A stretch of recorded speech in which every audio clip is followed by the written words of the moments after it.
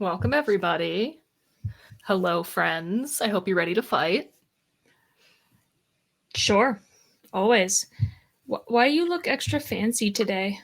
Cause it's my birthday tomorrow, and I felt like getting fancy. I got this dress. Okay. I got this dress in the mail the other day that I bought specifically because it looks very witchy. Mm-hmm. But yeah, and I'm really kind of feeling myself. So That's nice. we'll consider that part of my vibe check. I'm excited because it's my birthday tomorrow. Mm-hmm. How about you, Bestie? How you doing? Putting a comment up there. Thank you. Fine. Yeah. No, it's good. It's good. Is it? Doesn't sound like it. I'm very busy, and I'm really tired of being so busy. Oh, no. I'm so sorry, Bestie. I want things to just slow down a little bit. But, we have like 5 weeks till summer break, so you can do it.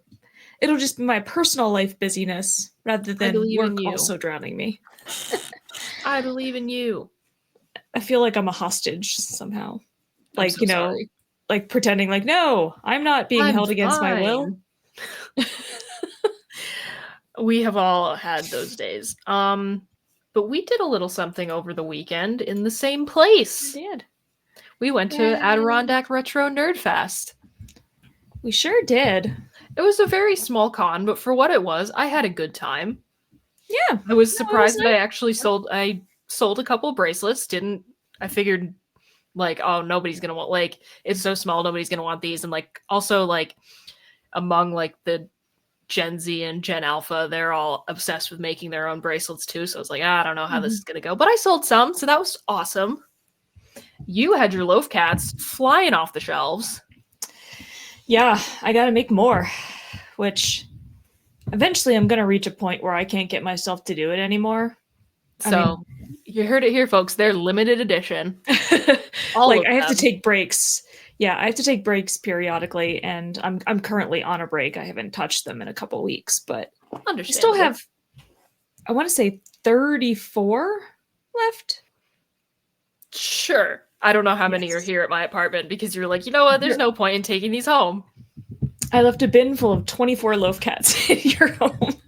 Because you're just going to be back here for Saratoga at the beginning of May. So yeah, I had two that wouldn't fit, so I just brought them home with me, and then I had 8 at home still, I think. So love that. Yeah, but I'm gonna make more, especially more voids for Saratoga. But yeah, we had fun at the con, and we had fun doing Drunk and Disorderly afterwards. It was very fun to watch and find out what we talked about. Oh, you watched it? I did. I haven't. I would like to know what we talked about as well. I would say it's pretty entertaining, but maybe I'm a little biased. Well, yeah, but you were also physically there.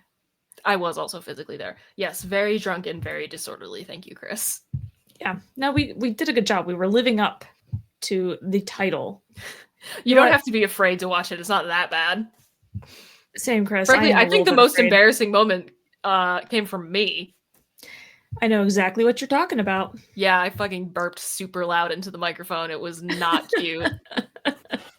See, I act like I don't remember what happened, but then the second you're like an embarrassing but also, thing, like, I remember. It did make me laugh a lot. It was really kind of funny. So you know what? Yes. Whatever. Yes, I do remember there was much roasting of you. I don't remember exactly what, but I do remember that there was roasting. I don't think I've ever seen Chris laugh that hard at anything. Yeah, I'm looking forward to watching it. It's a good time. But with that all out of the way, you put some stuff on the document for today, and I would love to hear what you have to say, because the thing you wrote down is Brooks's school bus rant. Yes. Yes, which I added. It just said school buses originally. Okay. So please, the floor is yours. Yeah, no, I want to sound like a crotchety old person for a moment. Do it. And complain about the youth today. Why do they feel the need to pick up and drop off every kid at their home? Like, this is a thing. So I keep getting stuck behind school buses. Well, first of all, my complaint is that there is a bus stop, like a kid's bus stop, right on the corner, like, of my home. And parents drive their kids there, and then they sit in the car. And keeping in mind, I have one of those roads where, like, if you have cars parked on either side, only one car can get between them. Mm-hmm. I know what you're talking about. And they line the sides of the road, and they just sit there. I'm like, oh, I'm sorry. Can your precious child not stand out here because it's chilly? People are paranoid. And it makes me so angry that I have to, like, it takes a while to get through there sometimes. But then past that bus stop, down the entire length of my street, they drop off and pick up every single kid at their individual house. That's ridiculous. My street is not that long. It is a pretty short street. And yet they'll stop like every other house. It's like, really? Yeah, there was none of that shit when I was growing up, and yeah, right. Like, so I know our childhoods are very different, but yeah, that's why, like, I know I'm gonna sound like a crotchety old person, but like, we would just walk to the bus stop that was like a block away and stand there and freeze, and it was fine. It was fine. It makes me mad because I get stuck behind the school bus. And I'm trying to get to work, and it'll stop like 10 times before it gets to the end of my, again, very short road. Oh yeah, fuck that, man. And then I turn out onto the next road, and it does the same thing on that road. Now that one's a busier road, so I get it a little more, but like, it just drives me insane because strike me as rather unnecessary. Right? Like, what is it? Are people just that paranoid about something happening to their kids? Or like, can a 10-year-old really not walk 2 houses down so that the bus driver doesn't waste a whole bunch of time stopping and then restarting and then stopping and then restarting?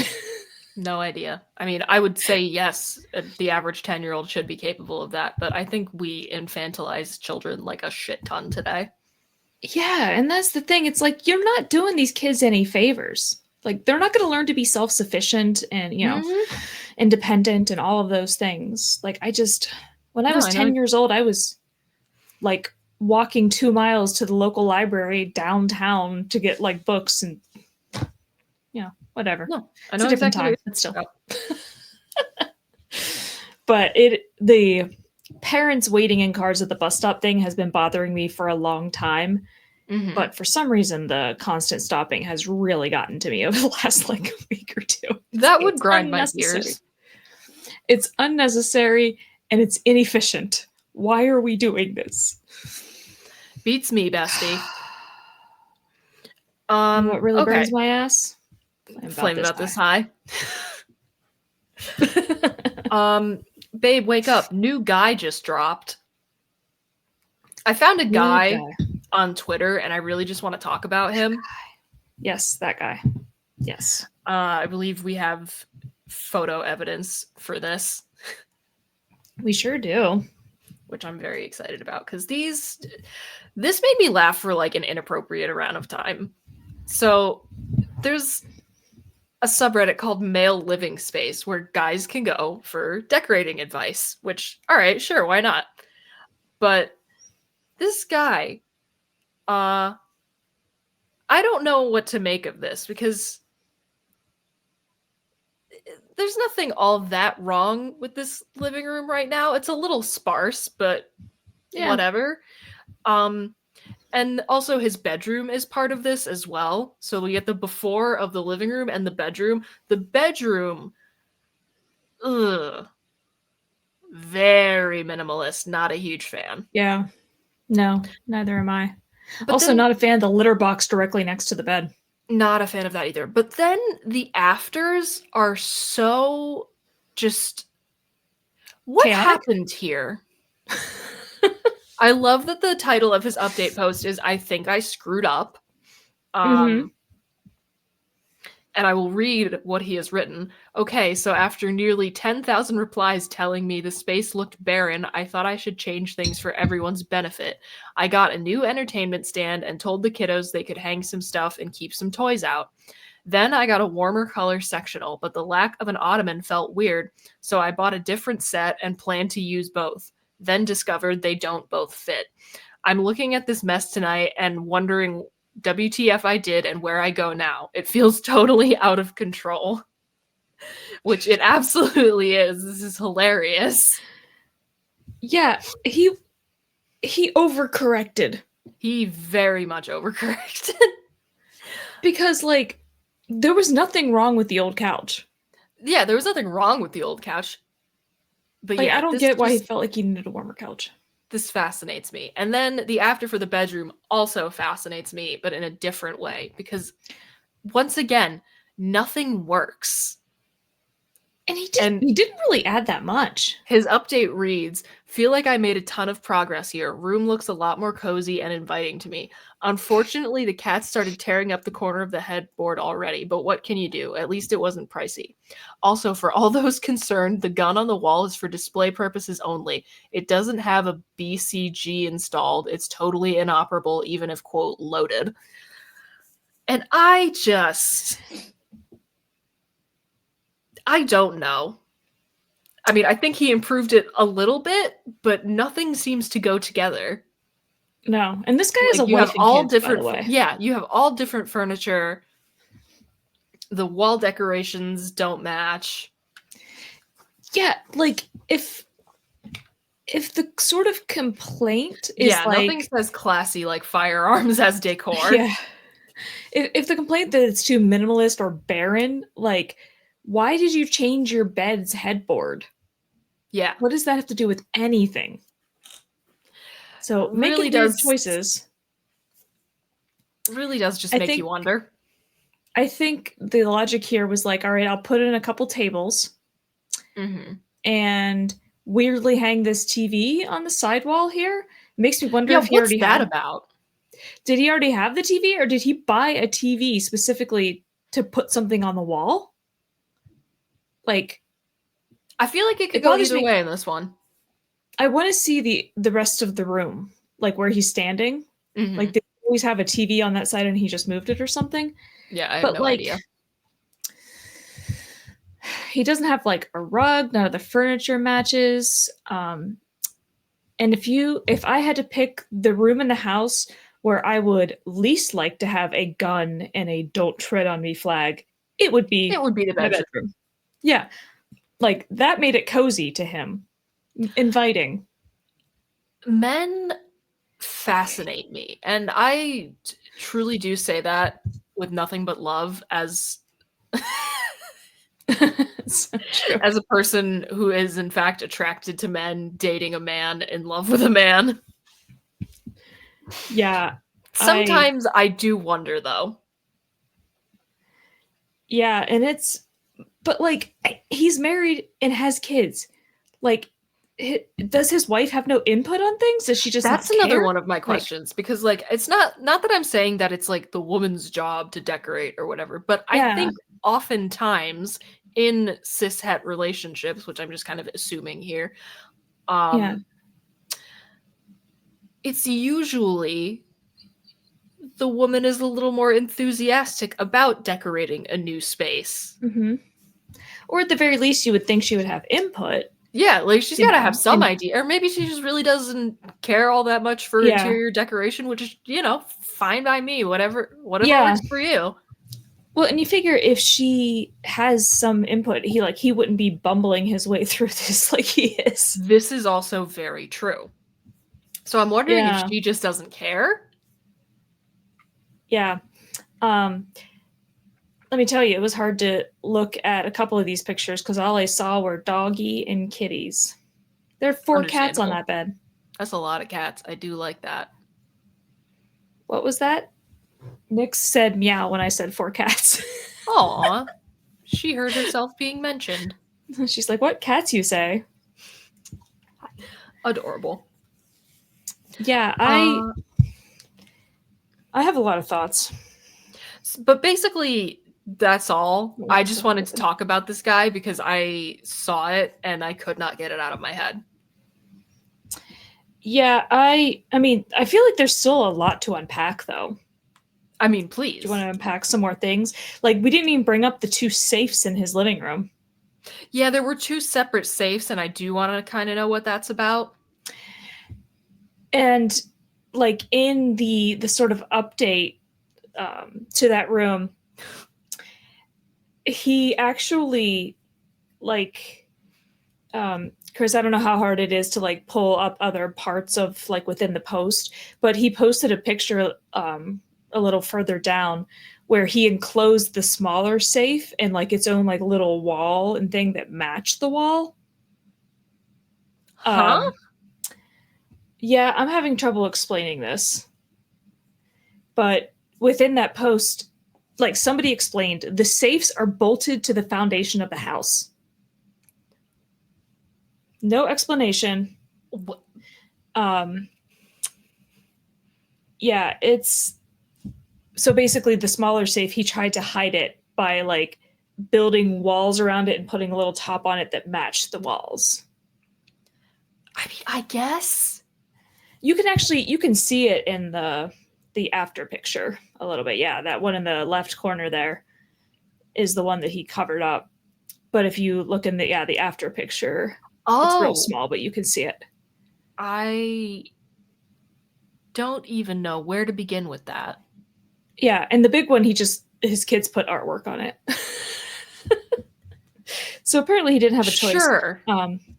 But he also posted a picture of his home office, which comparatively... Is it in the replies to the tweet? Yes. Oh, we might be able to scroll down then. Oh, yeah, maybe. God damn it. Or maybe not. Never mind.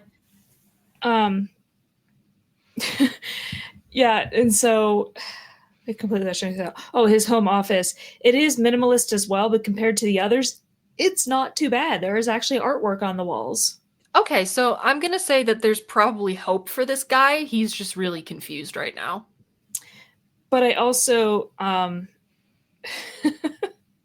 wanted to point out one of the replies to this of his new couch configuration. Mm-hmm. You know, when he's got too many couches. Overhill Jr. said, I hate walking into my sofas having a secret meeting. Yeah, that kind of is what it looks like. They're not wrong. That's actually accurate, my dude. It really does look like they're having a secret meeting. One of them brought their kid. Aw, how cute. So, do we think we've unpacked enough? Yeah, I think we hit the major parts. Okay, wonderful. So before we get into the other thing that you have written down, I wrote something down for myself today because this happened to me today. Mm-hmm. Do you ever need to, like, get your fill of wasting time before you can be productive? Does this ever happen to you where, like, you have things to do, but you sit down and play video games for a while, and then you get to a point where you're like, you know what? I've done enough mindless activity. It's time to go be productive now. That ever happen to you? Yeah, I think so. it's like you have to procrastinate in a way, but you know you're eventually going to get enough procrastination in that you're like, yeah, okay, like I'm ready. I know I'm gonna get to it. I just got to do a little bit of nothing first. Got to get it out of my system. Precisely, it's getting the demons out. Yeah, I do that all the time. So that's really what I had there.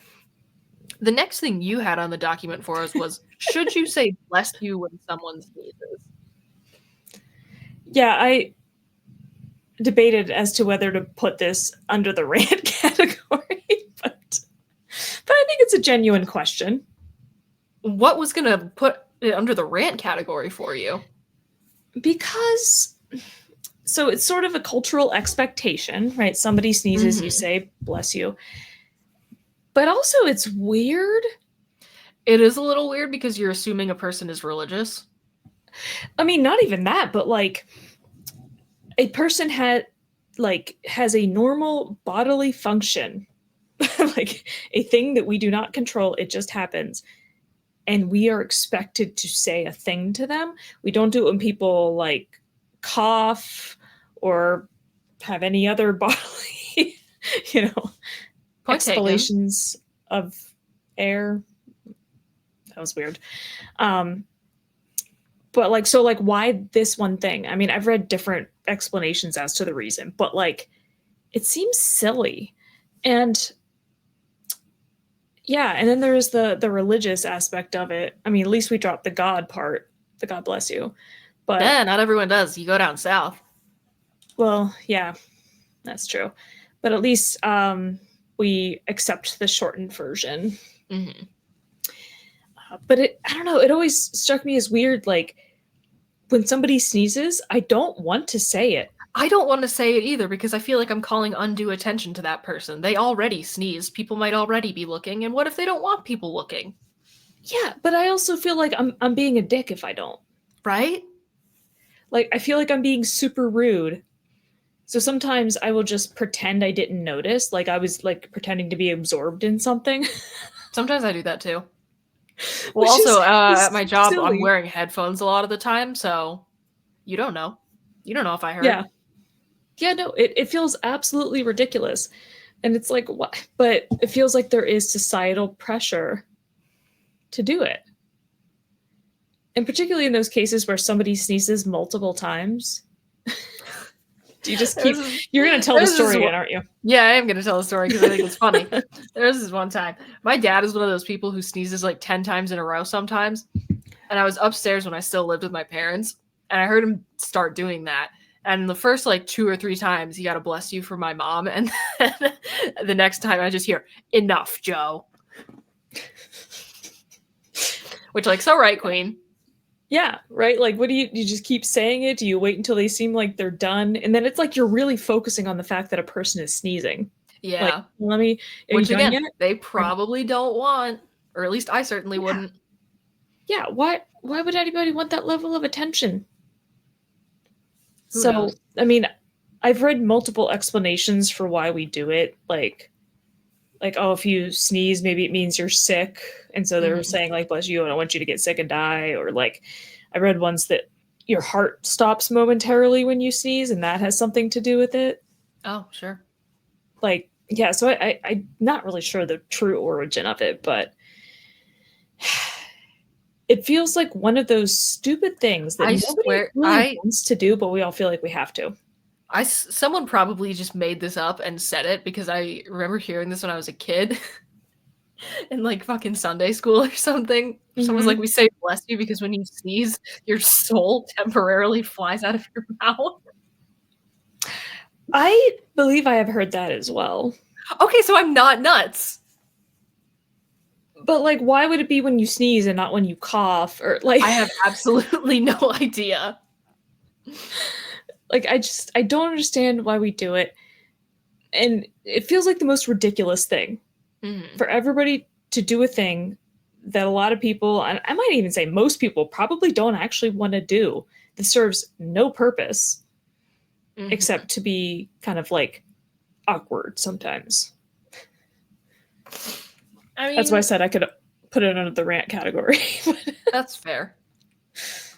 Oh, good. I mean, so you don't really like saying it either. So now we have a pact. Neither of us will say it to each other. We never say it to each other now. That's great. Yep. It'll be weird because I'll still have the urge because it feels like I'm supposed to. So will I.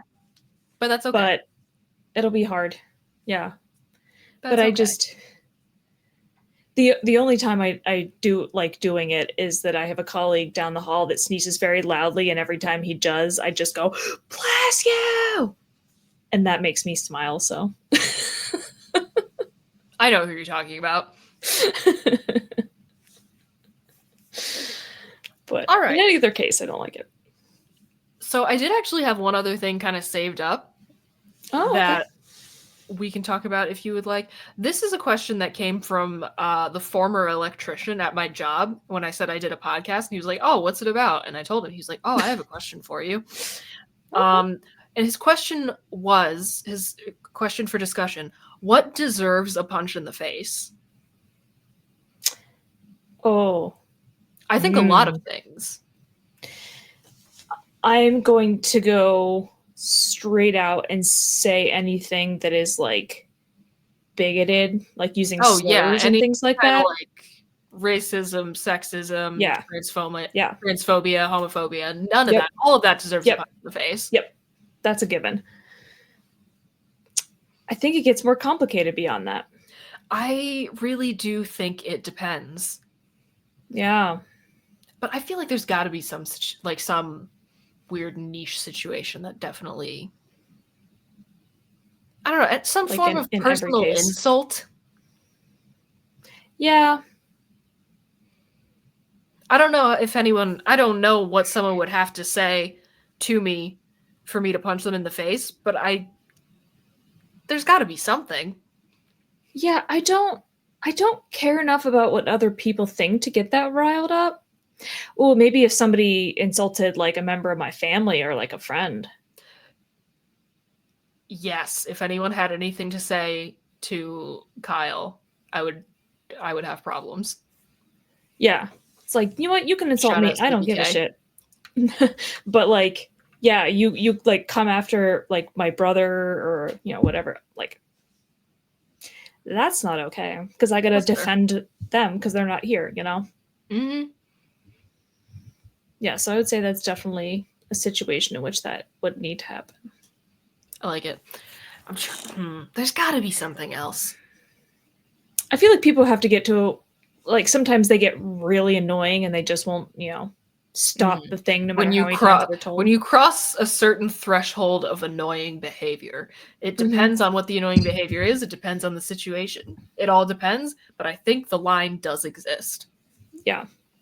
And keep in mind, I've never punched a human being in my life. Do you want to? Do you think you're going to wind up punching somebody before you die? I don't think I will, but that's why I'm trying to think of like situations where I have wanted to hit a person. Mm-hmm. I don't know if I'm going to wind up punching somebody before I die, but I would kind of like to. Someone who really deserves it, though. I wouldn't want to hit somebody with my fist because apparently that hurts a lot. Oh, well, whatever. Small price to pay, in my humble opinion. I'll hit him with a thing. What violent act do you most want to do against another human being? Like, is it hit them with a lamp?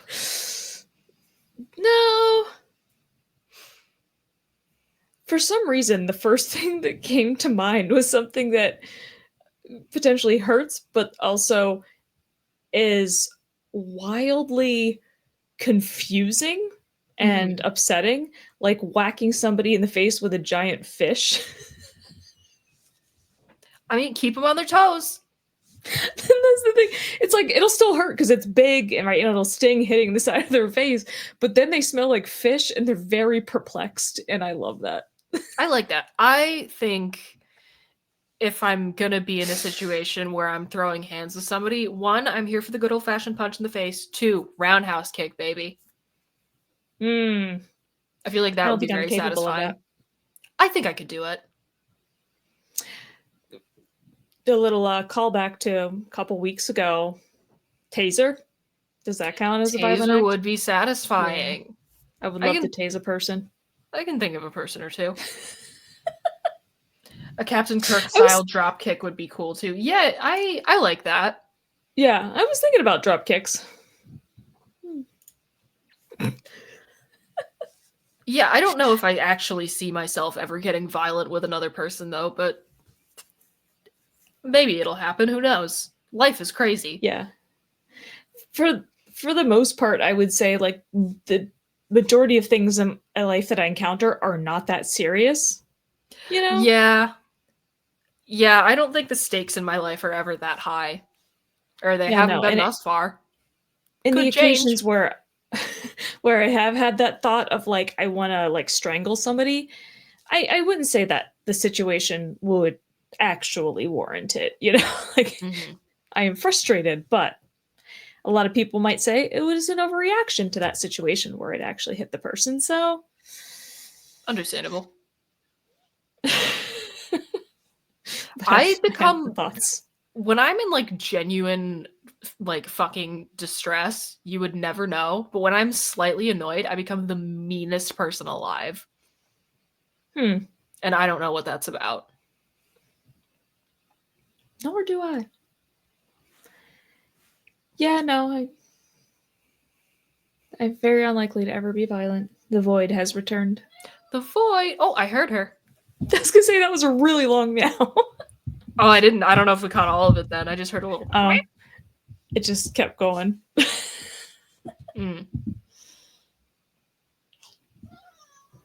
Oh, here's another one. Several. Me? Very chatty. What? This is delightful. There she is. Hi. She had to announce herself. I love several times. We have blown through our questions for the evening. And I'm trying to figure out what to do with myself. Because I was not expecting this. I was like, this episode's going to be way too long when I wrote down all these things. I kept trying to draw things out. You were the one who wanted to move on. I do my best. Sometimes I fail. But that's okay. That's why we have a whole list of questions for backup. You know what's incredible? I believe I mentioned on last week's pod that she had been to the vet that day and she gained weight. Yes, chunky girl. We love her. Yes. I took Luna to the vet today. She lost weight. She's very waif-like. She weighs 6.7 pounds. Oh my god. That's nothing. A light breeze could blow her away. Yeah, you can feel all of her bones. She eats like she's dying. And that's the thing. He was like, oh, has she just not been eating or something? I was like, that's all she does is eat. She eats her food. She eats Nyx's food. She tries to eat all of my food. She's the equivalent of those guys in high school that could just house anything and still be hungry and stayed skinny. Yeah. No, but it's incredible. It's night and day taking the two of them to the vet because Luna, she goes and she's just like, oh yes, people to pet me and tell me I'm pretty. And they do. They're like, oh my god, she's so pretty. I'm like, don't tell her that. She is a very pretty girl. And then she just purrs the whole time, and the vet can't listen to her heartbeat or her lungs because all they hear is purring with the stethoscope. That's so cute.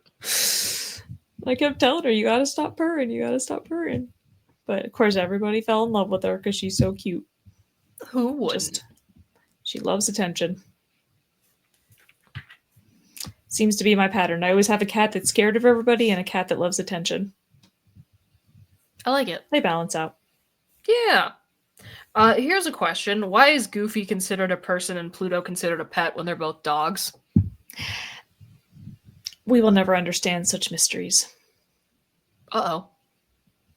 What? Oh, you were buffering there for a second. Oh. Don't know what that was about. Weird. Not on my end, but... Whack. Yeah. Understand such mysteries was what I said. Oh, I had a thought and it just... Whoosh. Yeah, I feel like this is kind of one of those age-old questions. You know, like the, is a hot dog a sandwich kind of question that people have debated for a long time. Because Is it because he can't speak? Is he incapable of speech, or did nobody ever teach him? I also don't know if I've seen enough of like the old Disney cartoons to be answering this question. Mm-hmm. Yeah, no, and it's been a long time since I have seen either character like. Yeah, oh, excellent point. Yeah. He also does not appear to be able to walk upright like Goofy. Is he incapable of walking upright, or did nobody ever teach him? We will never. I guess we have to assume he's incapable of it. Why? I don't know. How do we know that Pluto isn't capable of all the same things that Goofy is capable of? And he was basically just like subjugated and Jesus. This is why you can't ask me questions like this. That got dark. Yeah, exactly. What if it was like a gift situation from Pulp Fiction? Oh, it's been a long time since I've seen that movie. Yeah. Yeah, no, I mean, I was thinking about it like, like when human beings are essentially raised by wolves, in the way that they act differently. Yeah, you're right. We don't know what Mickey does behind closed doors in his home. We do not. And you know what? Disney as a corporation is pretty fucking evil, and he is the figurehead of that. Yep. So, you heard it here, folks. Or you heard it insinuated here. Yeah, I said nothing. I just said we don't know. We don't know. Who's to say? You can speculate on your own. Exactly. We don't know. We don't know what they were thinking or.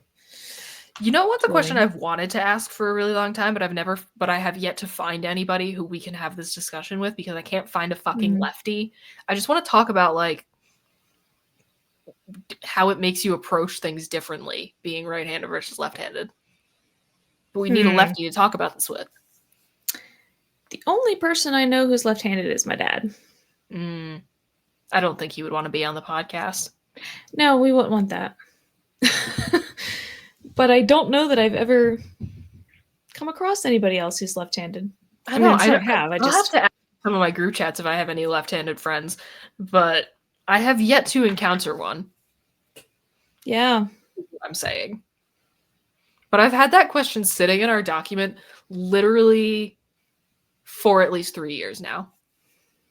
Yeah, it's more of like a tell me about your experience, Southpaw. Exactly. Yeah, exactly.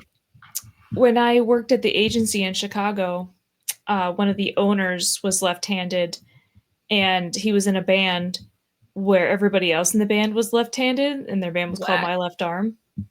I like that. That's fun. Mm-hmm.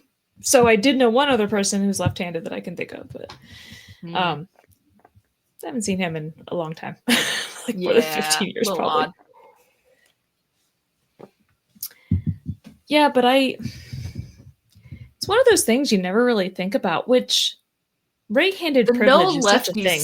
Oh yeah, the no lefty scissors thing has got to suck. Yeah, and like desks in school. Yeah, that also must suck. Mm-hmm. Because you have nothing to rest your arm on, because we would have the thing here you can rest your arm on, right? I wonder why lefties are so few and far between compared to the rest of the population. I don't know. I always wanted to be left-handed. For some reason, I just wanted to be special, like when I was a kid. So I'd try to make myself right with my left hand. And I was like, my dad's left-handed, it's genetic. I'm like, that's not how that works, but I wanted it to be. Supposedly the ability to roll your tongue is genetic. Yeah. Oh, hey, Boots.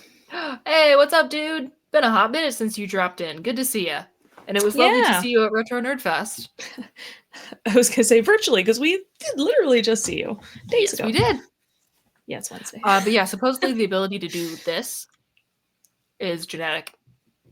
And I don't know what that says about that, but now you know. Yeah. Yeah, there are some weird quirks like that. But yeah, now I'm getting like really curious about left-handedness, like in a scientific way, and now I want to read things. There's got to be research out there, right? Oh, I'm sure. Oh, no, absolutely. I'm just not going to look it up at this moment because we're in the middle of a podcast, but I Understand. will be looking it up. I can't help it. Every time I hear about a thing that I don't know, I have to research it because I have to know things. I like learning. I have this problem where here's the thing. I like learning facts. Learning facts is cool, but like when I have to practice a thing, I hate being aware that I'm not good at something that I want to be good at. Guitar is an excellent example. I am not a very good guitar player, and I don't think I'm going to be out here shredding Van Halen at any point in my life, but I would like to be able to learn a couple songs. I feel like that's a reasonable expectation, or like, a reasonable goal. But having to practice, and making myself aware that I am not at a point where I can learn a couple songs infuriates me to the point where I don't want to practice, so I never get any better. There is something wrong in my brain where I hate being aware of my own, like, I hate being aware that I'm learning or that I'm still learning certain things. Like, if I'm reading a book and like learning cool facts, I'm like, oh yeah, this is awesome. But if they're like, okay, now here's what you have to do, now practice it, and I am still like struggling through it, I want to set myself on fire. You don't want to put in the work. I don't. It's horrible. It's a horrible way to live your life. I hate that I'm like this, and I'm really genuinely trying to change. But it's not fun. I'll tell you that much. That's how everybody else does it. We just put in the work. I know. Suck and fail. And I know that's exactly how it works, and that there's nothing I can do to change that, but it still makes me want to scream. If you do learn some songs on the guitar, you can probably get a gig playing at that place by Chris's house. Oh, yeah. I need to know about that. I have a feeling there could be an opening in the future. You think? Keeping it nice and vague. Yeah, talent bar does seem a little bit low, but yeah, that's what I'm saying. If you just learn a few songs, you're probably good. What are you gonna do? All right. Let me see what else I got for us. What's a movie that you would want to watch from the perspective of another character? Oh, like a retelling of the story from somebody else's perspective? Yeah. Interesting. I don't know. I can't come up with anything, and I feel like there has to, like, I don't know if this one is going to get answered tonight, because I feel like there absolutely has to, and also because I watch so many goddamn movies. Yeah. Like, I've got if I haven't come up with something yet, I feel like I'm bound to at some point. Yeah. I feel like I was trying to think of what kind of movie would lend itself to that best. And I feel like it's got to be the kind of movie where there is a character who does like very consequential things, but we don't see them actually doing the things. We just find out that they've done the things. If that makes sense. Yes. I mean, I'm having trouble coming up with an example, but like, especially those kind of movies where, the main character, all hope seems lost, and then somebody appears to like save them. It's like, I want to see how they got to this point. Yeah. How did this person who appeared get here? Which I feel like in any sort of, like, the example that comes to mind is like Marvel now, because like you have the kind of like, oh, this is how the person like, this is like, you'll see like, oh, this is how Captain Marvel swooped in at the end of whichever fucking superhero slop movie. It was like, we do have things like that,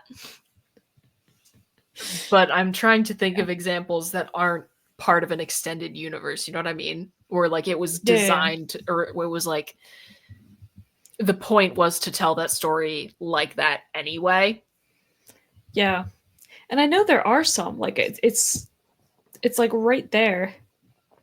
Oh, the Tobey Maguire Spider-Man from the Green Goblin's view. That could be kind of fun. Yeah. Yeah, I mean, I think the easy route is, in a lot of cases, saying, see it from the side of the why don't we villain. see the villains? Yeah. Because a lot of stories would be very, very different. Oh, yeah, absolutely. Because the thing they love to say about The Walking Dead, for example, is like, oh, we only root for these people because they're the ones, that we're seeing it from their perspective. But we take any group in this zombie apocalypse and follow them. Our current people would be the bad guys. I mean, yeah, you're right. Like, whoever's saying that is completely correct. It's all a matter of perspective and how things are presented to you. That's the way stories work. If you're essentially told somebody is the protagonist. I saw a tweet the other day that was literally just, people say things so definitively sometimes. I'm like, man, it depends. just about everything, which it kind of does. Yeah, absolutely. Everything does. There is no such thing as like black and white binary. Like everything's a spectrum. Except maybe like chemical reactions in math. I did so bad in high school chemistry. I had a terrible time in that class. Let me tell you, high school chemistry and high school physics, ugh. Sure. Bad time all around. Thin Man series. Okay, I don't know that one. I don't know that one either. I was thinking of the Stephen King one where the guy like starts getting thinner and thinner. It's called Thinner. Yeah, I did the same thing. That's what I haven't read. I remember seeing they made a movie of it that I went to see in theaters when it came out. And I think I was probably too young. Have you seen a fair amount of Stephen King movies? Because I have something that I brought up with Kyle the other day. Yeah, I haven't seen any in years, but I have seen a bunch. What do you think is the best Stephen King adaptation? Like Stephen King film adaptation? Oh, interesting. Can I cheat and say miniseries? Fuck it, why not? Because they did one of The Dark Tower just a few years ago that was pretty good. I don't know if this is controversial or not, but I'm going to say Misery, I think, is the most faithful Stephen King adaptation. Oh. Okay, yeah. Kathy Bates does a nice job. I think she does I think the casting in that movie is fantastic. It sticks very close to the plot of the book because it's not like a crazy long book or anything. It's one of the books. It's like a perfect size to be made into a movie. Yeah. Chris, you said Pet Sematary. Are you talking about the original adaptation or the more recent one? I'm assuming the original, but just to clarify. Okay, cool. That's why I made a face. I was like, what are you talking about? Yeah, the original. Yeah. I think the original is pretty good, but Pet Sematary is my favorite Stephen King book, so I want to spring into existence a film adaptation of that is like word for word from the book, and it would probably be like 5 hours, but like that is my favorite Stephen King book, so I have a very special attachment to it. Yeah. I feel like we would be remiss if we did not mention it. Tim Curry. I have never seen that one. I mean, like, I know. You should have watched it during childhood. That's when you're supposed to watch it, because then it ruins your life. Sorry. I didn't think the new adaptation of it was bad. I honestly kind of liked it. I never saw the second part. We watched the first part here, you and I. Did we really? Yes. Why do I not remember that? I don't know. It was a long time ago. Fair enough. I mean, probably like 4 or 5 years ago. Well, like 4 years ago. Yeah, that tracks. Yeah, I thought it was pretty good. But that is a beast of a book to try adapting in any way, shape, or form. So, like, there's one where I'll really let things slide. Yeah, I read that one multiple times. And then I lent it to somebody in 7th grade and she never gave it back. I've only read that one once. I'm in the middle. Actually, you know what? This might be a good time to begin the worsening, because this is definitely making me worse. Would we like to begin the meditation? Sure. You are without doubt the worst pirate I've ever heard of. Listen, cue ball, you're only making it worse. Thanks, that even makes it worse. It's worse than you know. It usually is. I think that's the worst thing I've ever heard. That's the worst goodbye I've ever heard. And you stole it from a movie. How marvelous. So one of the ways that I'm worse this week is that I have started rereading Misery, and man, shit's real good. I love Stephen King. I know some people like think he's like one of the worst things to happen to like popular fiction, but I fucking love that guy. And also he just seems like a chill ass dude. No, I always enjoyed his books. I mean, I haven't read them in years, but I think sometimes he fumbles endings, but like overall, good stuff, man. Like, but also just the amount he publishes. Oh my god, I know. He's written so many things that I have like just thoroughly enjoyed, like The Shining, It, Gerald's Game, Misery, Pet Sematary, Girl Who Loved Tom Gordon. The man can fucking write. Yeah. So that's definitely one of the ways that I'm worse. I am getting back into reading, specifically horror. And how else am I worse? And actually, you know what? No, we'll trade off. How are you worse this week, Bessie? I'll go with my standard for now, but video games, more specifically Skyrim. How we doing in Skyrim? Continues. Just great. I'm getting rich, bitch, and I've lost track of how many homes I have. Incredible. Yeah, I'm gonna buy some more. I absolutely love that for you, as you should.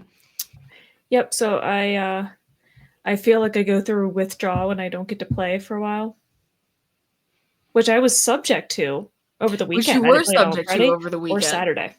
Yeah, but then we did literally not. I think that's a way that we're both worse. The fact that we had another just like completely nonverbal marathon gaming session, but only this time we were in the same room instead of on a Discord call. So that's a way that we're both worse. Yeah. And how else am I worse? Actually, where are you? Like, are you progressing with the main quest line in Skyrim at all? Not really. I've been doing not really. No, I've been kind of doing a lot of side or like I want to call them like second level type quests, like not quite side quests, but. Oh, here's a way that I'm worse. I have finished all the DLC for Fallout 4. Nice. And I'm very nice. Sad. Mm-hmm. Because now there's no more Fallout 4. I love that game. Oh, that's like when I finished Power Wash. Yeah. And I very sad. I went through all the DLC and then did all the like Steam achievements. And then I was like, well crap, now I'm really out. The only things I have left are secret achievements, so I don't know. Like they're ones that are hidden.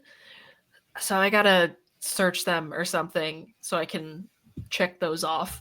Because I have put like almost 500 hours into that game.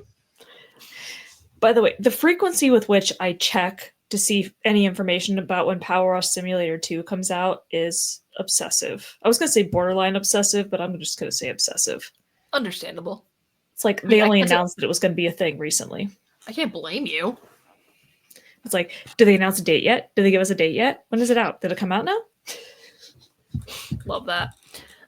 Yeah, so that's definitely making me worse. And one of the other ways that I'm worse is I am really trying to get into Fallout New Vegas. And fuck, it's hard. I'm playing on very easy and still struggling a little bit. Oh, interesting.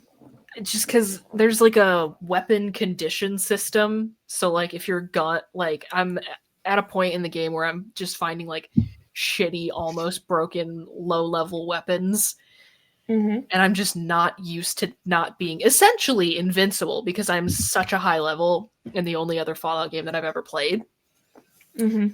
And I just, boy, I'm having a rough time, but I am determined to find my groove because I have heard from many people that New Vegas, like story-wise, is the best Fallout game. Are you not counting Fallout 76? Oh yeah, I have played Fallout 76. You are correct. I completely forgot about that because I have not put that much time into 76. Either. So the only other Fallout game that I have played extensively. Okay, yeah. So, but that's definitely one of the ways that I'm worse. I'm really trying to get myself into that because I love games with a really like detailed story, and I want to know, man. I want to know the mystery. Yeah. No, I'm very much invested in all the storylines of Skyrim. Nice. Any other ways you're worse? Yes. What'd you do? No, you already know. I have gone mad with laminating power. Oh yeah. I have purchased a laminator. Nice. And now I just want to laminate everything all the time. And I keep trying to think of more things to laminate. Oh, we got a bot. Cheap viewers. Boo. Yeah. Boo. This is a homegrown operation. We don't do that here. But I laminated this sign for the table that I was sending you pictures of yesterday. I love that. It's fantastic. That says, "Attention cute cats," right? "All of cats were made by hand with help from one or more of the following real cats." And it has my cats, and it has your cat, and my parents' cats. Absolutely incredible. Because, yes, I have worked on those cats in my home. Real cat hair. Yeah. I've worked on them in my home, in your home, and in my parents' house. And every single one of these cats at some point has attacked the yarn. So, I mean, I don't blame them. So, yeah, every single one of them has helped. But yeah, I just want to like laminate everything.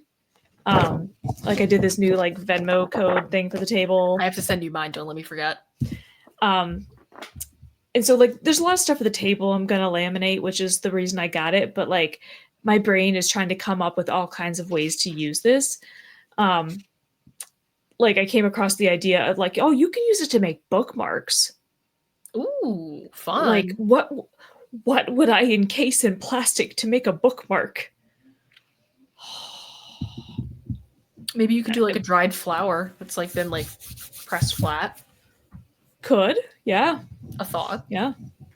Yeah. No, I'm trying to think of things to laminate. Because it's not like it requires skill. I push the button, it heats up, I slide the thing inside the plastic, and then I just put it in the machine. That's it. Mm-hmm. But watching it come out perfectly laminated on the other side is so satisfying. Can't blame you. And then when you pick it up, it's like all warm. It's delightful. And I've learned so many things. This is the plastic that came with it, which is 3 millimeters thick, but I got some heavy duty that's 5 millimeters for that. Ooh. And so I've learned that those are the standard thicknesses for thermal laminating sheets. The more you know. That's what I said. I love learning things, learning how to do things. And it's like now I have knowledge that I did not have like last week. Excellent. So yeah, I'm trying to think if there's any other ways that I'm worse. I feel like there's got to be something else. I'm sure. But nothing is springing to mind. It really is mostly just video games and getting back into reading. I mean, but reading is arguably I'm trying to think of the opposite of worsening. It's an improving, like, because reading is good. Reading is good, but it's also just like it's another thing for me to get like obsessive about and ignore my actual responsibilities for. Yeah, I suppose. So it's a worsening in that sense. Yeah. Plus it's getting ready for cons. Oh, it's getting real exciting. Yeah, actually, I'm putting a lot into cosplays continually. I'm always getting worse in that sense, so exciting. Yeah, I really feel like Retro and Nerd Fest last weekend was like an appetizer in a lot of ways, because now I'm getting like extra excited. Like. Yeah, and it's like, okay, gotta get ready, gotta get in the right headspace and plan the things. And yes, I just got some boots today for a cosplay. Wonderful. I know the exact one you're talking about. Mm-hmm. They're not the boots I showed you. I ended up getting different ones, but oh, You will have to show me. Luna has arrived. Luna. She wouldn't let me get up to eat dinner before the podcast because she decided she had to lay on me, and I felt bad because she had to go to the vet today. Oh, poor baby. Okay, goodbye. Nah, just checking in on you. She looked back at me like, "What? Did you say something?" All right, I think that's going to bring us to a close for the evening. Yeah, I'll get weirder from here on out. As always, thank you for fighting with us, friends. We appreciate each and every single one of you, and we will be back again next week for more chaos, as always. We will see you then. Adios, everybody. This week's episode of the Fighting with Friends podcast was hosted by Bridget Kelly and Dr. Sarah Brookes. You can find other episodes of the podcast on YouTube, iTunes, Spotify, or your other favorite listening platform. Catch us live on Twitch every Wednesday and Thursday, and for ad-free live broadcasts of the show, you can subscribe to our Twitch channels or consider donating to our Patreon for ad-free access to our entire library of past episodes and streams, as well as fun bonus content. Fighting with Friends is a member of the Big Dumb Monsters podcast network. Check out the links in the description for more episodes from us and from all of the shows on the network. Thanks for listening!